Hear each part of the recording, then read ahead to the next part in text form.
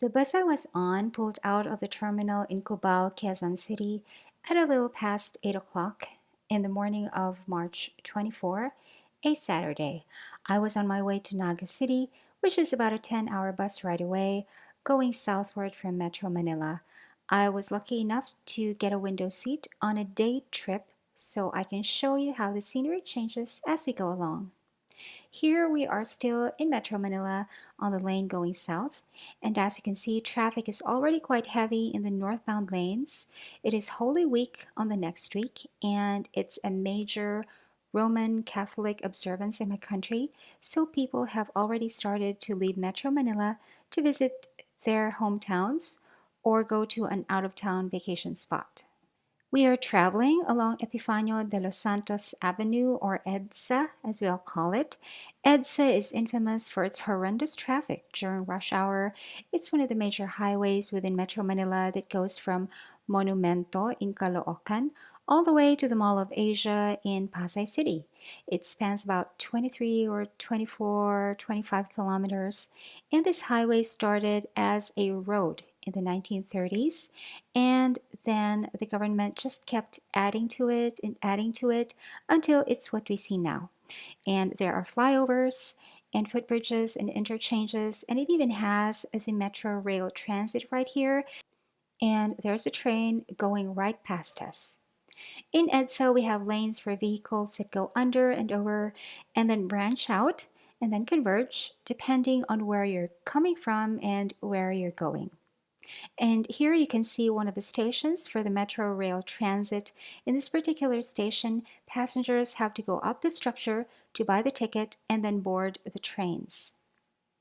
That blue striped structure over there is SM Mega Mall, one of the largest shopping malls in Metro Manila, and its owners keep expanding the structure over the years. A lot of Filipinos like going to shopping malls, which is why we have so many shopping malls in our country. But I don't very much like shopping malls because you've seen one, you've probably seen them all. Here we are in the part where EDSA intersects Shaw Boulevard, and we're on the upper lane because we're on a bus. The lower lanes are restricted to smaller and private vehicles only, depending on the day. And here's another station for the Metro Rail Transit. In this case, passengers have to go up the structure to buy their tickets and then go back down to ground level to board the trains. And the rest of the way looks pretty much the same. This is EDSA. There is nothing magical about it. Everything stays the same, like forever.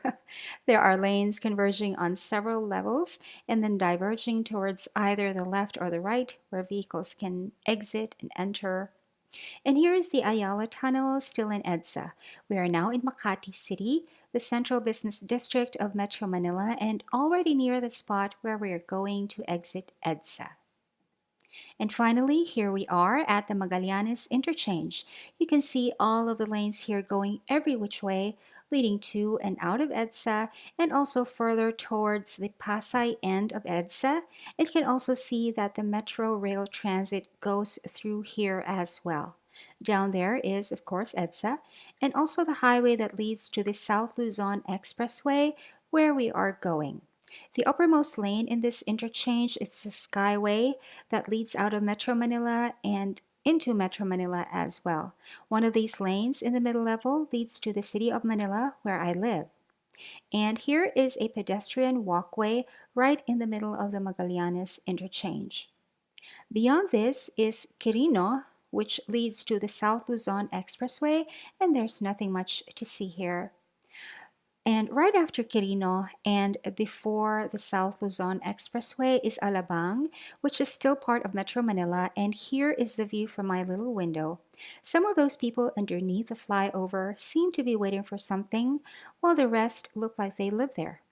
Yes, people actually live under flyovers and bridges here in Metro Manila. Right after this toll booth, which I could barely get into the frame, we zip into the South Luzon Expressway, and there's nothing much to see here either, just the usual vehicles, and here are all of the vehicles traveling northward into Metro Manila. The scenery here is much better though, as you can see. There are trees, wide open spaces, and generally more greenery. And this goes on for a while, for about a couple of hours, until we exit into Santo Tomas, Batangas. Here is Santo Tomas, at least the roadside part of it. This goes on for a while and nothing changes, but there is a little bit more to see here. At this point, we have already been traveling for almost about 3 hours, and it has started to get extremely hot outside. It's already summer here in my little part of the world.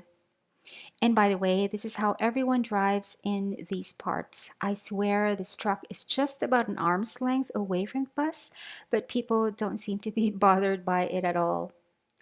And this is usually how things look along the roadside here. We have greenery for a while, and then next we have houses, and then some commercial establishments, and then greenery all over again, and then houses, and then commercial establishments.